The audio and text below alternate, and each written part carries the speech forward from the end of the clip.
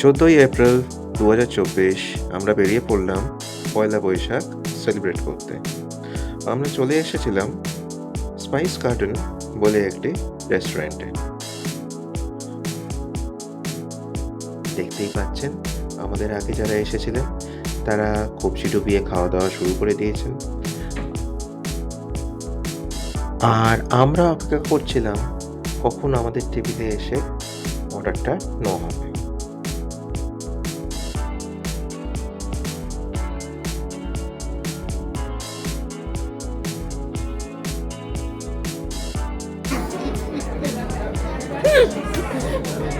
Before ঠিক আছে, record হচ্ছে কিন্তু।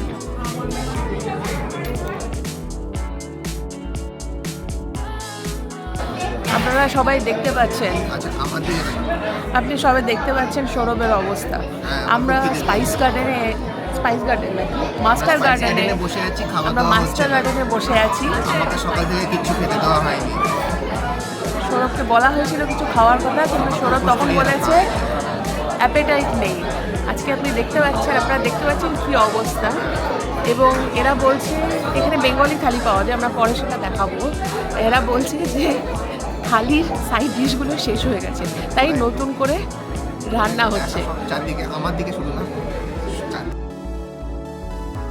১ ঘন্টা হয়ে গেছে, এখনো কেউ আমাদের টেবিলে অর্ডার নিতে আসেনি। আমার খুবই খিদে পেয়েছিল। আমি ক্যামেরাটা উঁচু করে দেখার চেষ্টা করছিলাম কোন টেবিলে কে কী খাচ্ছে। প্রায় ২ ঘন্টা অপেক্ষা করার পরে অনেকেই অধৈর্য হয়ে পড়েছেন, দেখতেই পাচ্ছেন। প্রায় লোকেরা রিসেপশনের সামনে গিয়ে অর্ডার দেওয়া শুরু করে দিয়েছেন।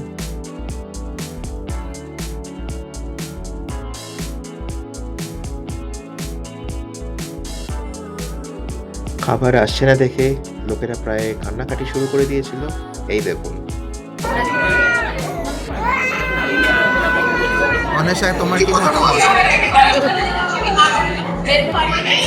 কেমন অবস্থা তোমার, কেমন লাগছে এখন?